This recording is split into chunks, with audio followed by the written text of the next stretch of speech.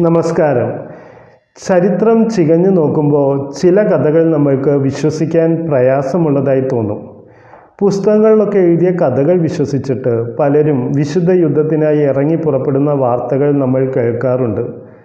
അതെത്രമാത്രം വലിയ വിഡ്ഢിത്തമാണ് എന്ന് നിങ്ങളെ ഓർമ്മിപ്പിക്കാനായിട്ട് ഞാൻ നിങ്ങളോടൊരു കഥ പറയാം.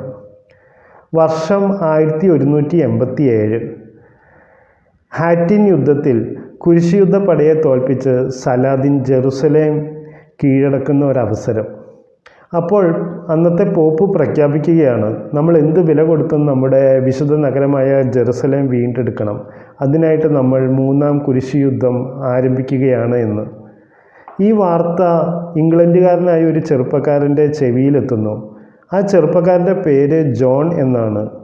ജോൺ വിശ്വസിക്കുന്നത് നമ്മൾ കുരിശ് യുദ്ധത്തിൽ മരണപ്പെട്ട് കഴിഞ്ഞാൽ നമ്മുടെ ആത്മാവ് സ്വർഗത്തിലോട്ട് ചെല്ലുമെന്നും സ്വർഗത്തിൽ നിത്യസുഖങ്ങൾ അനുഭവിച്ച് കഴിയാമെന്നുമാണ്. അതുകൊണ്ട് തന്നെ പോപ്പിൻ്റെ ഈ ഒരു വാർത്ത കേട്ടപ്പോൾ തന്നെ ജോൺ വേറെ ഒന്നും ചിന്തിക്കാതെ ഈ യുദ്ധത്തിനായി ഇറങ്ങി പുറപ്പെടുന്നതിനെക്കുറിച്ച് തീരുമാനമെടുക്കുകയാണ്.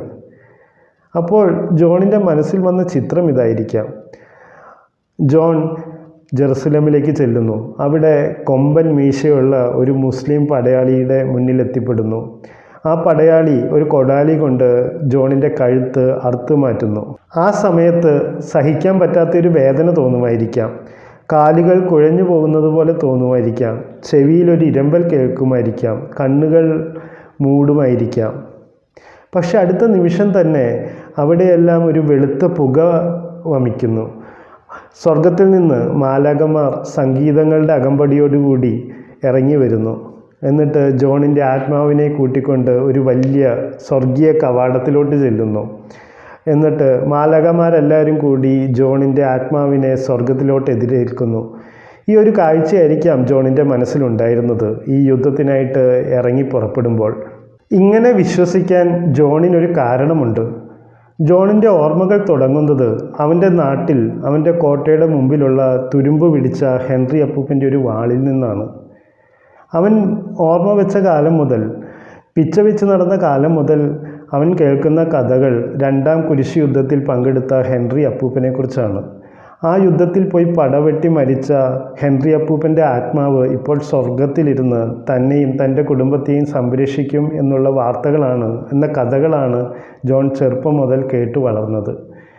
ജോൺ പോകുന്ന പള്ളിയുടെ ചുവരുകളിൽ പലതരത്തിലുള്ള ചിത്രങ്ങളുണ്ട്. അതിലൊരു ചിത്രം തൻ്റെ ആളുകൾ, ദുഷ്ടന്മാരായ മുസ്ലിങ്ങളായ ആളുകളെ കുന്തത്തിൽ കോർത്തെടുക്കുന്ന ചിത്രമായിരുന്നു. മറ്റൊന്നിൽ ദുഷ്ടന്മാരായ മനുഷ്യരെ നരകത്തിലിട്ട് എരിയിക്കുന്ന ഒരു ചിത്രമായിരുന്നു. പിന്നെ ജോൺ ആ നാട്ടിൽ ഏറ്റവും അറിവുണ്ട് എന്ന് വിശ്വസിച്ചിരുന്നത് തൻ്റെ പള്ളിയിലെ പുരോഹിതനെയായിരുന്നു. പുരോഹിതൻ എല്ലാ ഞായറാഴ്ചകളിലും രസകരമായ കഥകളിലൂടെയും പ്രസംഗങ്ങളിലൂടെയും പറയുമായിരുന്നു, കത്തോലിക്ക സഭയുടെ പുറത്ത് രക്ഷയില്ല എന്നും നമ്മളെയെല്ലാം സംരക്ഷിച്ചു പോരുന്നത് പോപ്പാണ് എന്നും അതുകൊണ്ട് പോപ്പ് പറയുന്നതെല്ലാം നമ്മൾ അനുസരിക്കണമെന്നും ഒക്കെ അദ്ദേഹം പറയുമായിരുന്നു. കൂടാതെ അദ്ദേഹം പറയും, മോഷ്ടിക്കുകയോ കൊലപ്പെടുത്തുകയോ ചെയ്തു കഴിഞ്ഞാൽ നമ്മൾ നരകത്തിൽ പോകുമെന്ന്.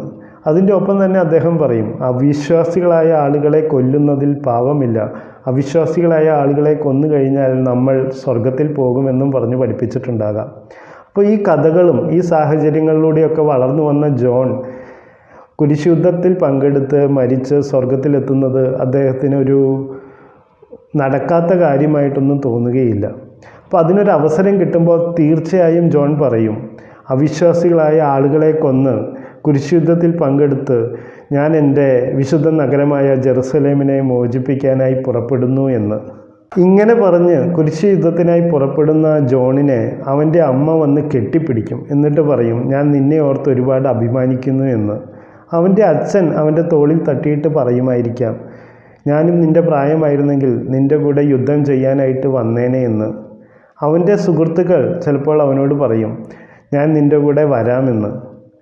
ആ നാട്ടിലുള്ള ആളുകളെല്ലാം അവൻ പോകുമ്പോൾ കൈവീശി കാണിക്കുമായിരിക്കാം. അവൻ ശത്രുവെന്ന് കരുതിയ അടുത്ത ഗ്രാമത്തിലെ പ്രഭു ഇവൻ കുരിശുയുദ്ധത്തിന് പോകുന്നു എന്നറിയുമ്പോൾ അടുത്തു വന്ന് അവനെ അനുമോദിക്കാം.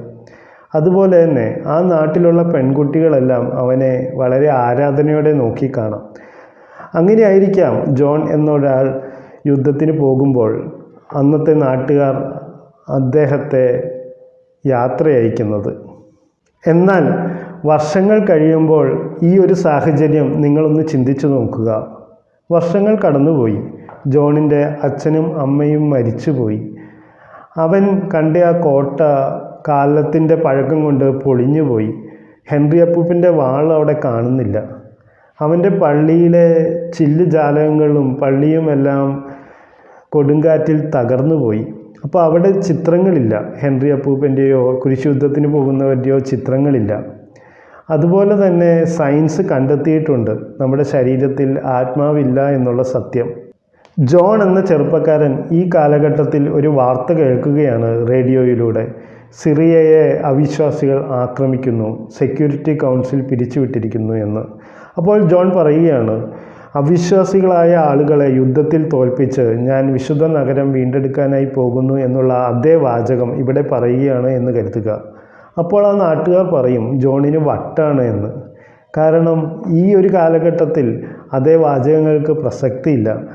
അതേസമയം ജോൺ പറയുകയാണ്, ഞാൻ ഏതെങ്കിലും ഒരു ഇൻ്റർനാഷണൽ സംഘടനയിൽ ചേർന്ന് അവിടെയുള്ള ആളുകളുടെ മനുഷ്യാവകാശ പ്രവർത്തനത്തിനായി പ്രവർത്തിക്കാൻ പോകുന്നു എന്ന് പറയുകയാണെങ്കിൽ ചിലരെല്ലാം വന്ന് ജോണിനെ അനുമോദിച്ചേക്കാം.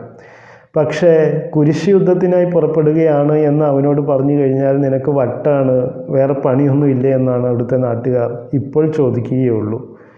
ഇങ്ങനെയാണ് കാലഘട്ടങ്ങൾ കഴിയുമ്പോൾ ഒരേ കഥകൾ പല പല രീതിയിൽ വായിക്കപ്പെടുന്നത്. ഇന്നത്തെ കാലത്ത് പഴയ ആ സാഹചര്യമല്ല.